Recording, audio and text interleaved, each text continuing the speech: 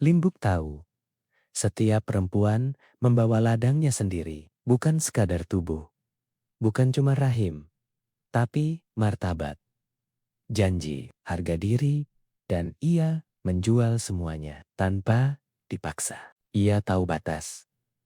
Ia melihat rambu.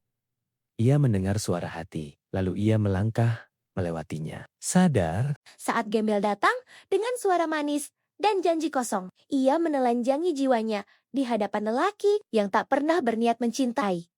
Bukan karena tertipu, karena ia mau. Ia menerima hasrat itu, menumbuhkannya di rahim yang seharusnya steril dari tangan pria lain. Ladang suci, ia jadikan tempat pembakaran. Sedikit demi sedikit, ladangnya tergadai. Bukan di bank, diranjang, dan setelah usai, yang tersisa hanya asap dosa, jejak dua jiwa yang terbakar oleh pilihan mereka sendiri. Tubuhnya jadi kontrak, desahannya jadi tanda tangan, diamnya jadi persetujuan, dan gembel menanam nafsu di tanah yang sudah disakralkan oleh sumpah pernikahan, tanpa rasa bersalah. Kalau kamu sayang aku, kalimat murahan yang ia beli dengan kehormatannya.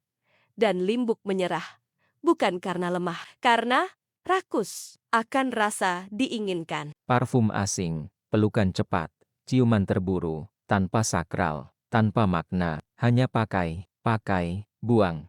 Aku demi kita, padahal kita tak pernah ada. Yang ada ia dan kecanduannya untuk dipuja, kenikmatan untuk dipuja. Di cermin, cantik, rapi, mati, jiwanya kosong, martabatnya bocor. Ia ulangi, lagi, karena rasa bersalah lebih ringan daripada kesepian. Hotel berganti, kamar berganti, dosa tetap rumah.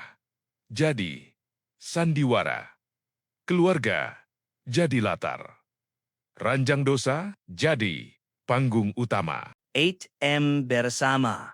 Hidup tercampur hancur bersama. Tubuhnya bukan lagi milik siapa, tubuhnya jadi lahan liar. Ia properti pribadi, selalu siap, selalu patuh, kadang dibelai palsu, kadang diinjak.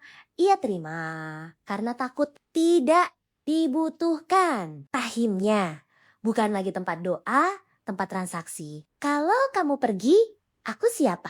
Manipulasi korban dari pelaku dan ia menelannya seperti obat bius. Benar dan salah mati, cinta dan candu menyatu, yang hidup, ketergantungan, dua dunia menghisapnya, terhormat di luar, busuk di dalam, ia gagal di dua-duanya, senyumnya topeng, dadanya kuburan, setiap detak, pengkhianatan baru. Cintanya bukan cinta, itu ketakutan tidak dianggap siapa-siapa. Aku mencintainya, padahal aku takut sendirian. Hidupnya berkabut, langkahnya licin, jurangnya dekat, tapi ia maju. Karena jatuh, lebih baik daripada tak diinginkan. Setiap gembel datang, ia merasa yuta.